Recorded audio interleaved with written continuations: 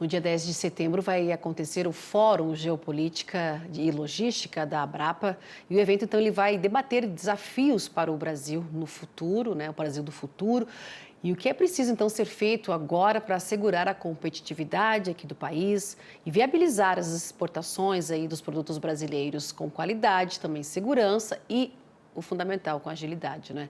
Sobre o assunto, eu vou conversar agora com um dos palestrantes, né? O Marcos Troirro, que é economista, professor, economista, ex-presidente do BRICS. Muito bem-vindo. Boa noite, professor. Boa noite, Simone. É um prazer estar com vocês. Prazer é todo nosso, gentileza sua em receber aqui a gente hoje para essa conversa, né? Primeiro eu gostaria de saber a sua expectativa para essa palestra, não é? Cenário econômico mundial, competitividade do agro brasileiro. Qual, além da sua expectativa para esse evento que acontece essa semana, né? Qual o maior gargalo, então, aqui do agro brasileiro e que deve ser resolvido, então, a curto prazo, vamos dizer assim, para melhorar, então, a competitividade do país? Veja, Simone, minha expectativa em relação ao evento do dia 10 é muito grande, né? Porque, afinal de contas, nós estamos num novo momento do cenário internacional. O Brasil é um dos quatro maiores produtores mundiais de alimentos, é o maior exportador líquido de alimentos, e muito disso se deve a uma reconfiguração da demanda mundial, né?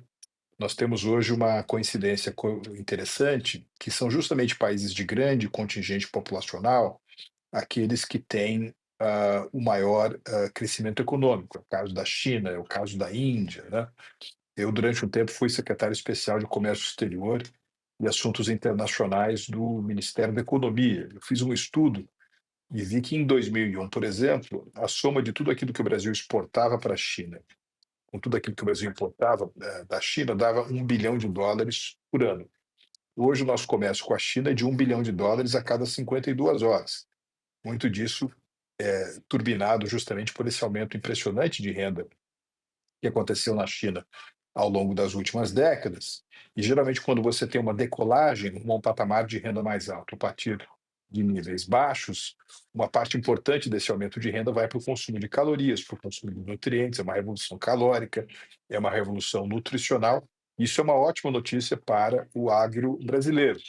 Pense nos 1,5 bilhão de chineses, 1,5 bilhão de indianos, os quase 300 milhões de indonésios, né? Então, são esses países que têm o crescimento mais dinâmico e eles têm grande população. Então, esse, digamos assim, é o conjunto de eventos de causas, coisas positivas que acontecem, é uma reestruturação da demanda global por esse tipo de bens que o Brasil produz com qualidade, com eficiência, com escala, mas há também os desafios, alguns deles mais estruturais, como você bem mencionava.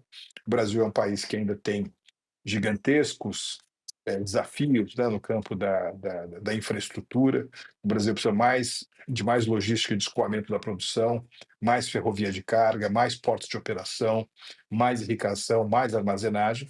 Você tem essa deficiência e você também tem os desafios, digamos assim, geopolíticos de mais curto prazo, como é o caso da nossa relação com os Estados Unidos. Hoje, de todos os parceiros comerciais dos Estados Unidos, o Brasil é aquele país que, juntamente com a Índia, teve o patamar tarifário colocado em nível mais alto, 50% das nossas exportações. Então, é um mercado importante, por exemplo, para as nossas vendas de café, para as nossas vendas de carne bovina. Então, esses são alguns dos desafios.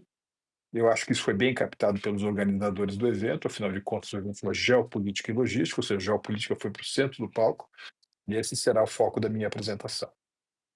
Professor, a geopolítica no centro hoje de praticamente quase todos os assuntos, né, desde de que Donald Trump assumiu o mandato, né, americano, mas colocando aí em relação, vamos à estrutura, né, para depois chegar mais aí em relação ao Trump, o Brasil não está fazendo essa melhoria aí, fazendo seu dever de casa para melhorar a nossa infraestrutura em relação à estrutura, esse escoamento todo aí dos produtos brasileiros, né? Porque a gente vê a safra sempre avançando, uma super safra chegando, mas enfim, não estamos acompanhando quando a gente fala em melhorar aí, não só o escoamento, mas também armazenar a sua produção, que a gente sempre ouve aqui dos analistas, ok, a gente tem uma super safra chegando, a gente tem muito milho, mas o milho está a céu aberto e isso lá na frente pode impactar até na qualidade. Mas é isso, o Brasil está deixando de fazer a sua tarefa de casa, mas também temos uma outra realidade, né, professora? A gente vê os juros, o dinheiro mais caro aí, inviabilizando aquele produtor de pegar aquele crédito para fazer investimentos. Veja, Simone, a infraestrutura no Brasil, eu acho que isso vale para a infraestrutura do agro, como outro, enfim, infraestrutura de transportes, infraestrutura de produção de energia, etc., ela é o resultado de forças que às vezes se anulam, né? Porque, por exemplo, eh, se você tem, como é o caso do Brasil, um ambiente hiperinflacionário, que foi uma característica de anos e anos do Brasil no passado, isso obviamente vai inibir o investimento de longo prazo. O investimento infraestrutural é um investimento de longa execução, ou seja, às vezes você demora muito tempo para fazer o desencaixe dos investimentos necessários para que uma determinada obra funcione, né? Uma usina, um terminal ferroviário, uma conexão portuária, um projeto de armazenagem, por exemplo, demora bastante tempo para você fazer o desembolso necessário para a operacionalização daquele projeto, daquela unidade. E você tem também o outro tema, que é o tema da relação entre governo e investimento infraestrutural. Né? Quer dizer, se você tem aqueles que estão na conduta do país, na condução do país, de olho apenas no próprio ciclo político eleitoral, então o sujeito vai buscar concentrar investimentos, dispêndios, etc., no que vai gerar o melhor resultado político para ele, não necessariamente alguma coisa que vai ser colhido, um fruto que vai ser colhido um ou dois ciclos depois. Então você tem essa contradição. Agora, hoje você tem algo que eu acho razoavelmente novo no mundo, que é o seguinte: eu não consigo pensar, Simone, numa conjuntura internacional em que há tamanha insegurança alimentar, né? É, tamanha insegurança alimentar, porque nós estamos vivendo, digamos assim, a maior crise geopolítica no coração da Europa desde o final da Segunda Guerra Mundial, que envolve dois importantes produtores de alimentos, como é o caso da Rússia e é o caso da Ucrânia. Você tem toda essa questão do Oriente Médio, né, que é talvez o momento mais nevrálgico desde os anos 70. Existe uma grande rusga, né, uma grande competição entre as duas principais economias do mundo, os Estados Unidos e a China. Você sabe, Simone, que nos últimos, enfim, desde 1978, que é quando a China começou a abrir a sua economia, o principal vendedor externo de alimentos para a China foram os Estados Unidos. Até recentemente, até mais ou menos 2020, 2021, quando os Estados Unidos foram ultrapassados pelo Brasil. Então, por todas essas razões, né, ou seja, de muita insegurança alimentar, digamos assim, produção alimentar é algo que envolve muita infraestrutura também, eu vejo que hoje existe um apetite no mundo para a alocação de investimentos infraestruturais para o Brasil. É como se a gente dissesse o seguinte: no mundo em que está todo mundo numa boa, que tem muita segurança alimentar, se você tem lá um país como o Brasil, que é um produtor importante, mas tem infraestrutura muito deficiente, esse é só um problema brasileiro. Agora, num contexto internacional de grande insegurança alimentar, aquilo que é problema infraestrutural no Brasil é um problema para o mundo todo.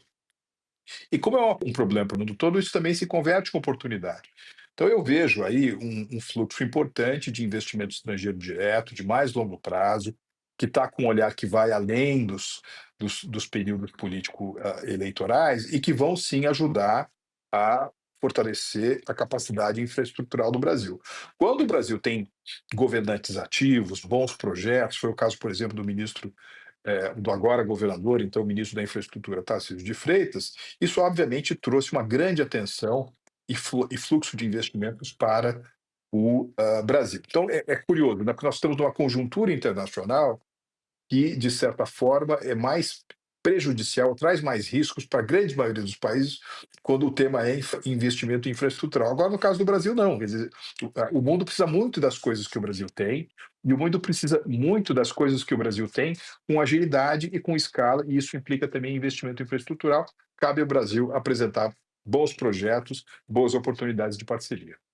Então, esse investimento pode vir de fora, porque se depender só do produtor brasileiro para montar, por exemplo, dentro da sua propriedade, da sua fazenda, um silo, um armazém, pode ficar mais difícil, seria isso? A gente colocar esses projetos aí que venham de fora, trazendo essa possibilidade de mais dinheiro aqui, um investimento, né? Ó, vamos melhorar, já que tem esse déficit de armazenagem no país, podemos melhorar então com investimentos de fora. Seria mais ou menos nessa linha para dar um alívio, digamos assim, para o produtor, para não ficar na conta dele, somente dele, esse investimento já adiante de tudo que a gente está falando aqui, juros altos, Selic.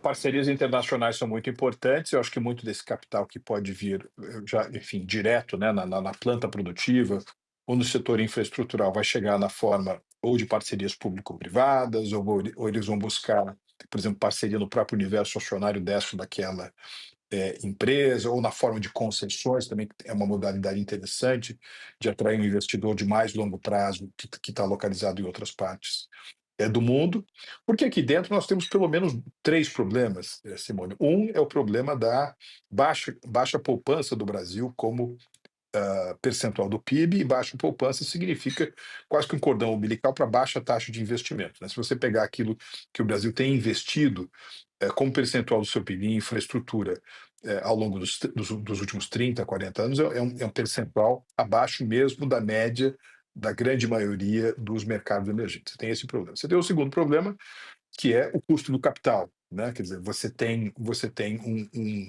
o produtor brasileiro, quando ele quer fazer um investimento via financiamento na sua própria capacidade infraestrutural, ele vai competir com o governo. O governo está com muita fome de recursos de curto prazo. Isso significa dinheiro mais caro, taxas de juros mais altas. E se você tem ainda uma outra situação, como é a situação desses últimos 2 anos e meio, em que a administração federal é marcada, enfim, por uma incontinência fiscal, muitos gastos, né, aumento da relação dívida-PIB, isso também vai afetando a percepção de juros futuros, a percepção do custo de dinheiro, tudo isso fica mais difícil e acaba criando uma diferenciação, às vezes bastante injusta, né?